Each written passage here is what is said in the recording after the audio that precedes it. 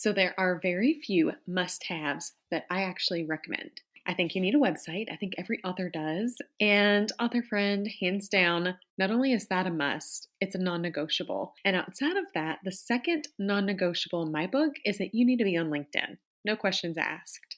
I don't think you have to do all the things or be all the places, but I do believe that being visible and engaged on LinkedIn will bode well for you, especially if you are a nonfiction author. Why, you might be asking? Well, because not all social media platforms are created equally, and LinkedIn is the one poised for conversion. Have I piqued your interest? I hope so. So let's dive in.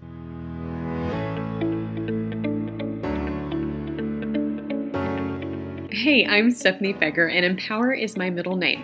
Well, not really, but it should be. I believe that empowered people empower people, and I am obsessed with empowering you, the nonfiction author, with impactful marketing strategies to help you take your important message and share it with those who desperately need it, who want it, and most importantly, will buy it. I'm the owner and chief strategist of the Empower PR Group and the author of 3 books myself, including my newest book, Make Your Author Impact. Sell more books, increase your reach, and achieve your why. I have been called to merge my love for reading books and writing books and marketing books to help nonfiction authors with laser-focused strategies and tactics to write books that sell, promote books to those who need and want them most, and build meaningful businesses from empowering messages. I want you to think of this as your one-stop shop for marketing insights from an author who has been there, done that, and understands exactly where you are. So get your pens ready because I am ready to empower you. This is the Empowered Author Podcast.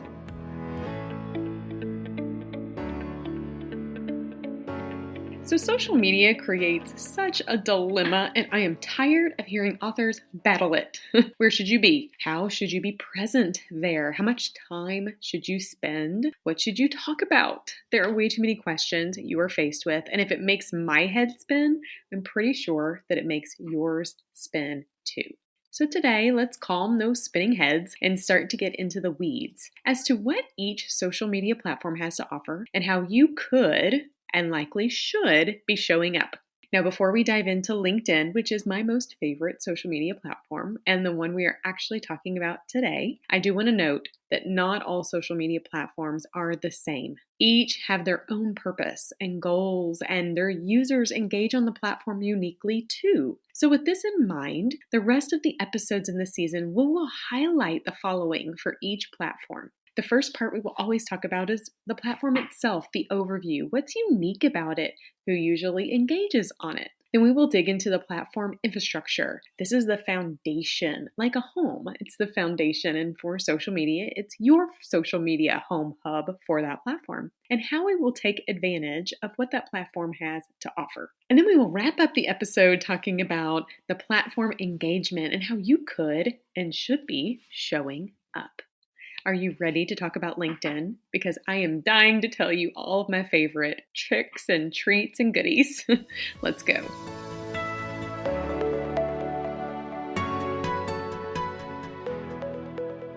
LinkedIn. How does that phrase, those 2 words that are smushed together, make you feel? Well, recently I have had the chance to do a digital presence audit with multiple authors, and every time I mention LinkedIn, I see their shoulders move up into their ears. It's like they're cringing because they know they're supposed to be on LinkedIn, but they haven't a clue where to begin. Now, I think most authors know they need to be here because they know that it is considered the business platform, and many nonfiction authors are looking to build and grow their authorpreneur business. However, the LinkedIn that used to be and the LinkedIn that now don't actually look the same, and I think that's why I like it so much. So I was raised up in the Facebook world. Yes, I am one of those. And I actually am not so fond of the Facebook platform anymore and have pivoted over to LinkedIn, mainly because I know the people go to LinkedIn not so much to lurk or gossip or go down crazy rabbit holes, but instead they go there for conversion, for a purpose.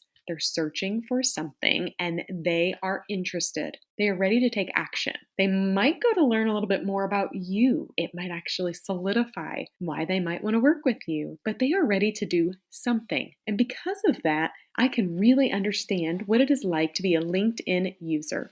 I believe every author should be on LinkedIn.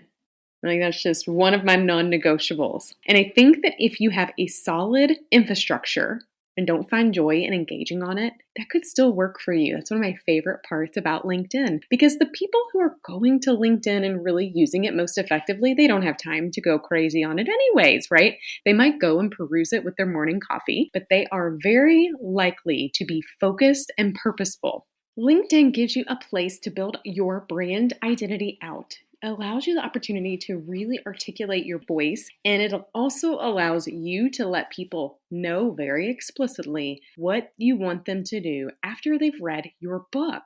What is next? I really love how LinkedIn allows you the opportunity to be positioned as an industry expert and thought leader. And not just that, but to network with other thought leaders, complementary service providers, or referral partners. It's amazing what LinkedIn will do. And I want you to throw away this mindset that LinkedIn is only for the stuffy professional, because it is not. It has evolved tremendously, and the people who are hanging out on LinkedIn are really amazing people, and I'm crossing my fingers you will be added to that awesome people list.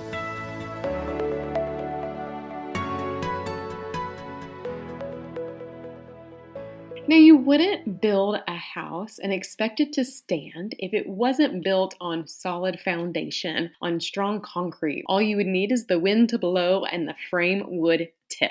Well, when we talk about social media, I always say, like anything else, you want your infrastructure solid. Your author platform should be consistent and the messaging clear, the brand in alignment, and it be very, very easy for people to not only find you, but articulate what you do. So we are going to dive into my top 3 tips for LinkedIn infrastructure updates. I actually have a gazillion more, and so this is really hard for me to limit to 3, but I've tried to put them in groups so I could give you as much as possible. First things first, make sure you have creator mode turned on in LinkedIn. Now, this is not something everyone knows about if you're not on LinkedIn regularly, but I love creator mode because when you turn on creator mode in your infrastructure profile, you are given the opportunity to do some things that other people can't do on their normal profile. So creator mode allows you to do things like record a video that aligns with your profile photo. If you don't know what I'm talking about, go to my LinkedIn and you will quickly see that my profile photo turns into a little video of me, and that's really fun. It becomes multifaceted, and that's really great for people like us who are multifaceted. We're authors and speakers and business owners and thought leaders and everyone in between. And it's also great for those who are looking to build and grow their speaking business because people want to see you and hear from you too. Now, when you also turn on creator mode, you get something called an open to section, which allows you to highlight additional support or work or things that you can do that you'd like to offer. All of these things are great because it helps with searching. Anything that you can share makes you more searchable. You can then include your website as a part of your infrastructure in what I like to call your business card. We'll get to that in a second. And you can also include 5 hashtags that are linked to your profile of things you might be talking about regularly. Finally, creator mode is what is needed for you to do LinkedIn newsletters and LinkedIn Lives. Now, I have dabbled just a hair in LinkedIn newsletters, but I am really deep in on LinkedIn Lives. In fact, every Wednesday, myself and a friend of mine do a LinkedIn Live together. We've been doing it for nearly a year now, and we love it. So I think many, many authors should consider leveraging all that creator mode has to offer. All right, my second infrastructure tip is around the business card. Now, I can't really call it a business card anymore because once you turn on creator mode, that top part of your profile that used to be a beautiful rectangle turns a little bit more of like an oblong square. Maybe it still is a rectangle, it's just not as beautiful. But this business card is a virtual experience. It's the first thing people see that you bring to the table. So I want you to make sure that you're taking advantage of the photos you have, the background cover photo. Really use that real estate and don't let it not be used on purpose. But the big part on this one is to take a look at your headline. When I talk about your headline, it is that descriptor right underneath your name. Now, this is the first moment I want you to sit with the fact that on social media, it's not about you, it's about them. That's kind of like how I feel about books, right? It's not about you, it's about your reader. It's about the one visiting. So I want you to think of your LinkedIn headline as a quick snippet of the value you offer. Don't look at it like the accolades you've done or all of the things that you can check off a list or even the job you're in now. I want you to look at it as to why would people care? What's the value? Because when you start commenting on people's posts, the first line or so of your headline pop up too. And that can be a door opener for people to learn more about about you. All right, my third infrastructure tip is in alignment with that too. This whole is not about you, it's about them, continues down into your content. So I've always said your about section on LinkedIn is like your cover letter and your experience is like your resume, but put it through the lens of it's not about you, it's about them. So I want you to look at your about section. How can you use that to talk about the problem, solution, situation that you offer others through your book, through your business, through your speaking, and everywhere in between, and take full advantage of every single character that you have in that space, because that is also searchable. When you look at your featured section, I always say just keep a handful of links there and take people on a journey there too. Why would they care? This isn't a look at me, I'm amazing section. This is a I can help you section. Finally, your experience. Yes, the section that's supposed to be like your resume, not really like your resume. In fact, if there's something on your resume that doesn't align with how you help people now, take it off. People aren't going to ask you questions about gaps like they would in a job interview. You want to have stuff on your experience section that is in alignment with how you help people now. Now, if you are currently doing stuff that is a little bit different from what your experience is, obviously your experience shaped what you're doing now. So how can you pivot your social media content under your experience section to speak to it? I will never forget when I was collaborating with a friend of mine who I used to work with. She came from the nonprofit world and fundraising, and I noticed her LinkedIn pivoted a little bit to talk about HR because that's where she was wanting to go. She looked at all of her content in the section on experience and about. I looked into all of that, and I could see the small pivots on her decades of experience in fundraising and the benefit in the HR space. If you need some insights on how to do this, go visit my LinkedIn profile and get you some ideas. You can also add really cool links there too. LinkedIn infrastructure is amazing. Take full advantage of every nook and cranny you have there.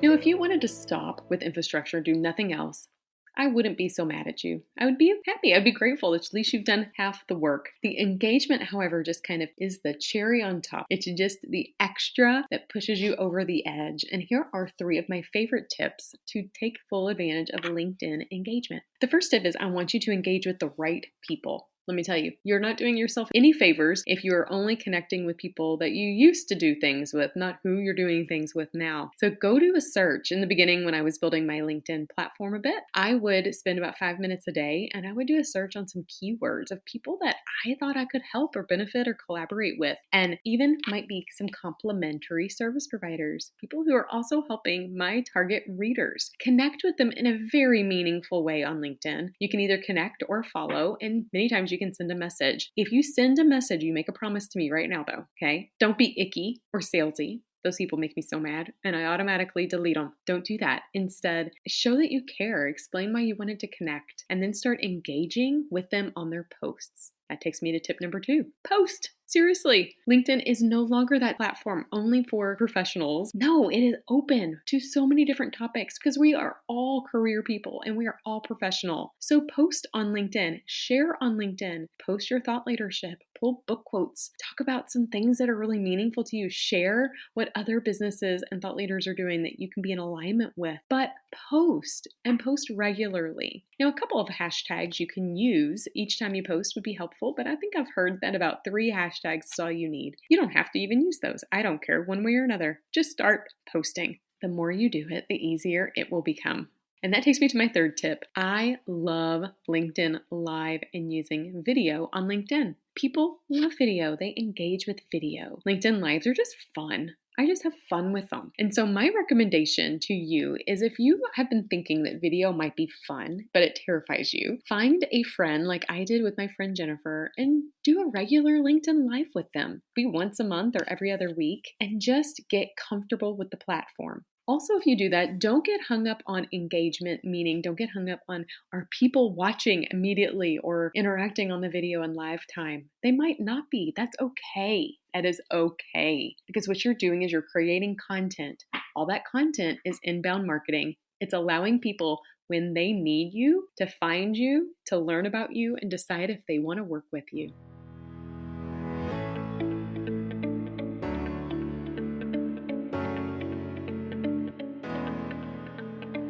If you want some LinkedIn inspiration, find me on LinkedIn and let's connect. I absolutely love LinkedIn, and that's saying something because I used to not at all. LinkedIn is focused and has purpose, and I love that about this platform. It is a lot harder to fall into a rabbit hole on LinkedIn, and people come here because they have a reason to, not because they just want to usually. I want you to make you be that reason. I have actually gotten clients from LinkedIn. I've solidified speaking engagements from it, and I've built a network of connectors, referrals, industry partners, and buddies here, and maybe you will too. So, do you need to be everywhere? No way. Do you need to be on LinkedIn? Yes way. If that makes your head start to spin again, take a deep breath and know you don't have to do this alone. I would love to help you. First off, we have a handy tool to help you this season. Visit empowerprgroup.com/social media to download the Author's Guide to the Social Dilemma, where you can follow along with all the tips that we're sharing and take notes and really uncover how you're going to take a handle and tackle social media. Secondly, we are here to help. In fact, social media is a specialty of ours, especially LinkedIn. We love offering digital presence audits as well as helping authors update their social media infrastructure, create content pillars and a social plan, and even develop graphics and content accordingly. If you could use that help, reach out. Visit empowerprgroup.com/social media to learn